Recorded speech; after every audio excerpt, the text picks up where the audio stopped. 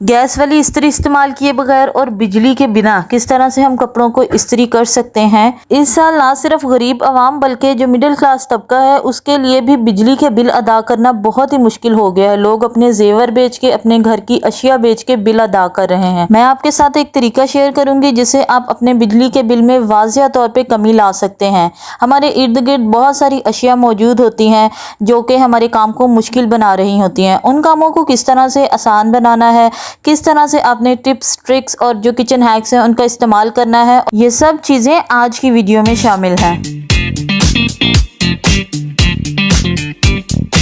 अस्सलामुअलैकुम, welcome back to kitchen hacks by Amna. कैसे हैं आप सब? आई होप कि आप लोग बिल्कुल ठीक ठाक होंगे। तो हमेशा की तरह बहुत ही कारआमद किस्म की टिप्स, ट्रिक्स और हैक्स जो है मैं आपके लिए लेके आई हूँ।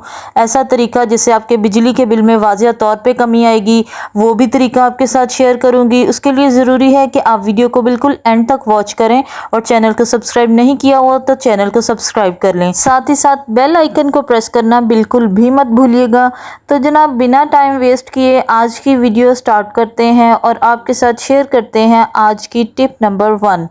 इस तरह के पाउचेस वगैरह हमारे घरों में आते हैं जिनमें कोई ना कोई चीज़ जो है खाने वाली मौजूद होती है। अभी मेरे पास जो है वो यहाँ पर मैकरोनी पाउच है, तो हम इस तरह से इसको साइड से ओपन कर लेते हैं और उसके बाद मैंने आपके साथ तरीका एक शेयर किया था कि हम इसको छुरी गर्म करके सील कर लेते हैं और इस तरीके से हम अपनी चीज़ को सेव करके रख सकते हैं। लेकिन हर बार जो है उसको सील करना, हर बार काटना जो है वो काफ़ी मुश्किल होता है। तो एक बहुत ही ज़बरदस्त किस्म की ट्रिक आपके साथ शेयर करूँगी जिससे आपका जो काम है वो बहुत आसान हो जाएगा। सबके घरों में इस तरह के वाइप्स वगैरह होते हैं। अगर आपके घरों में बच्चे ना भी हों तो वाइप्स अक्सर घरों में यूज़ होते हैं मेकअप रिमूव करने के लिए, या कुछ लोग जो हैं वो किचन की डस्टिंग के लिए, शेल्फ वगैरह साफ़ करने के लिए ना इसको यूज़ करते हैं। तो इसके ऊपर ये जो लॉक लगा होता है ना, ये बहुत मजबूत होता है। इसके ऊपर जो ग्लू लगी होती है ना वो काफ़ी मजबूत होती है। उसको आपने रिमूव कर लेना है और इस तरह जो आपके पाउचेज़ हैं उनके ऊपर लगा लेना है। देखिए, मैंने कोई एल्फी वगैरह या एक्स्ट्रा ग्लू नहीं लगाई, वही ग्लू जो है काम करेगी। यहाँ पर देख लें, मैं खींच कर भी आपको दिखा रही हूँ कि ये कितनी मजबूत है। अब यहाँ पर इसको लगा लिया है और सेंटर से हमने इसको सीजर के साथ कटिंग कर लेना है। अब इसका क्या फ़ायदा होगा कि बार बार हमें काट के बार बार सील नहीं करना पड़ेगा। जब भी हमें ये चीज़ चाहिए होगी, मेरे पास मैकरोनी है, जब भी मुझे चाहिए होगी मैं ये लॉक जो है उसको ओपन करूँगी और जितनी मुझे ज़रूरत होगी मैं अपनी चीज़ जो है वो निकाल लूँगी। ये वाला जो लॉक है आप इनको बाकी जो चीज़ें हैं वहाँ पर भी इस्तेमाल कर सकते हैं, जैसे सरफ़ के पाउचेस वगैरह होते हैं वहाँ पर यूज़ कर सकते हैं। इसके अलावा अगर आपके मसाला जात के पाउच बड़े साइज़ में हैं तो आप उन पर भी लगा के इसको यूज़ कर सकते हैं। तो आई होप कि ये वाली टिप जो है आपको अच्छी लगी होगी। चलिए देख लेते हैं आज की दूसरी टिप। हर घर में इस तरह से डस्टबिन इस्तेमाल होती है, ख़ास तौर पे जो सुगर ख़वातीन हैं वो तो अपनी डस्टबिन को लाजमी तौर पे ये प्लास्टिक बैग लगाती हैं। अब मसला क्या आता है कि सम टाइम प्लास्टिक बैग छोटा होता है तो वो डस्टबिन के अंदर जैसे ही हम कोई ट्रैश वगैरह फेंकते हैं ना तो वो प्लास्टिक बैग नीचे गिर जाता है। अब उसके लिए एक सोल्यूशन है आपके लिए मैं लेके आई हूँ कि किस तरह से आपने इसको टिका के रखना है। आपने 2 जो हैं इस तरह से क्लोथिंग क्लिप्स ले लेने हैं। ये मेरे पास यहाँ पर 2 क्लोथिंग क्लिप्स हैं। जब भी आपने डस्टबिन के ऊपर प्लास्टिक बैग लगाना है इस तरह से उसको अच्छे से पहले फिक्स कर लें आप ना। अच्छी तरह फिक्स कर लेने के बाद जो है आपने क्लोथिंग क्लिप जो है वो दोनों साइड्स पे इस तरह से फिक्स कर देने हैं, जिस तरह से यहाँ पर मैं फिक्स करने लगी हूँ। यहाँ पर जो है प्लास्टिक बैग मेरा फिक्स हो गया है। अब यहाँ पर एक साइड पर एक लगा दिया और दूसरी साइड पे दूसरे लगा दिया। अब आप जब भी इसके अंदर ट्रैश फेंकेंगे ना तो अगर थोड़ा सा साइज़ का इश्यू होगा ना प्लास्टिक बैग के तो भी मसला नहीं होगा और आपका जो है प्लास्टिक बैग वो टिका रहेगा। तो आई होप कि ये वाली टिप जो है आपको अच्छी लगी होगी। अगर टिप अच्छी लगी हो तो प्लीज़ जी वीडियो को लाइक कर दीजिए और एक अच्छा सा कमेंट कर दीजिए। इसके साथ ही नेक्स्ट टिप आपके साथ शेयर कर लेती हूँ। इस तरह से टूथ ब्रशेज़ हम सब के घरों में होते हैं और एक टाइम के बाद अपनी मुद्दत पूरी कर लेने के बाद टूथ ब्रश ख़राब हो जाता है और हम उसको फेंक देते हैं। अभी आपके साथ मैं एक ट्रिक शेयर करूँगी टूथब्रश का कि आपने जो आपके वेस्ट टूथब्रश हैं उनका रीयूज़ किस तरह से करना है, कहाँ कहाँ पर आप इनको रीयूज़ कर सकते हैं। इस तरह से अब हम क्या करेंगे कि मैंने स्टोव ऑन कर लिया है।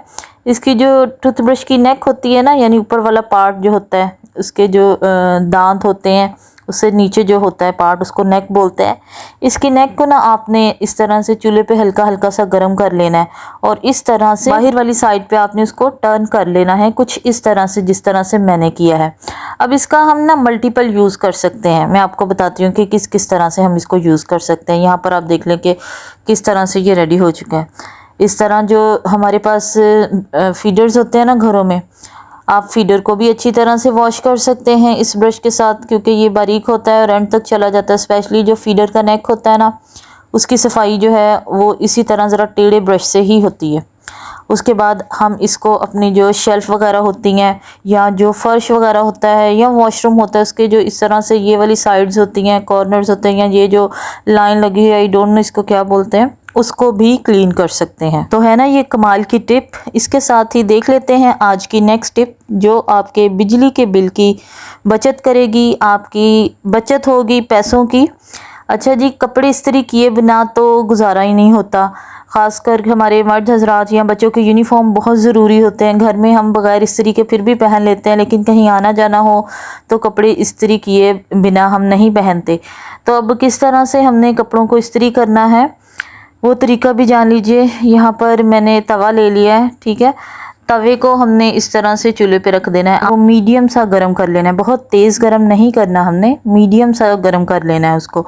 और जब वो गर्म हो जाएगा ना, तो उसके बाद हमने जो चूल्हा है हमारा, जो स्टोव है, उसकी जो फ्लेम है वो बिल्कुल हल्की कर लेनी है। यहाँ पर आप देख लें, जैसे दम की आग बोलते हैं ना, वो मैंने कर लिया। अब इसको बंद नहीं करना, बस इतना ही रखना है इसका चूल्हे का जो फ्लेम है। उसके बाद हम इस्त्री ले लेंगे। बस यहाँ पर आपने एक एहतियात करनी है कि जो इस्त्री की वायर है ना, उसको इस तरह से रैप करके ही रखें, इस्त्री की वायर को आग ना लगे, ताकि आपकी इस्त्री ख़राब ना हो सके।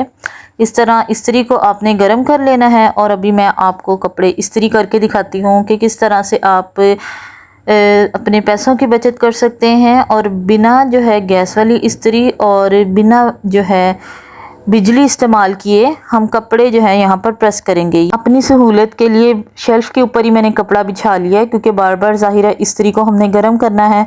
तो यहाँ पर देखें कि किस कदर ज़बरदस्त तरीके से जो है कपड़े प्रेस हो रहे हैं, सारी सिलवटें निकल गई हैं। बस ये है कि इसमें थोड़ा सा टाइम लगेगा, लेकिन आपने जल्दी के चक्कर में इस चूल्हे की आंच को जो है ना वो तेज़ नहीं करना, ठीक है। मीडियम गर्म करने के बाद हमने दम की आग कर देनी है और फिर उसको गर्म करी जाना है, और कपड़े जो हैं वो आपने प्रेस करी जाने। यहाँ पर आप देखें कि कितने ज़बरदस्त जो हैं कपड़े प्रेस हुए हैं। तो आई होप कि ये वाली टिप जो है आपकी बिजली के बिल जो है वो बहुत हद तक कम करेगी, और साथ ही साथ आपके ज़ाहिर पैसों की भी बचत होगी। तो आज की जितनी भी टिप्स हैं, आई होप कि आपके कहीं ना कहीं काम आएंगी। इन टिप्स को अपनी फैमिली और फ्रेंड्स के साथ लाजमी शेयर कीजिएगा, और इसके साथ ही मुझे दीजिए इजाज़त। अपना बहुत सारा ख्याल रखिएगा। अल्लाह हाफिज़।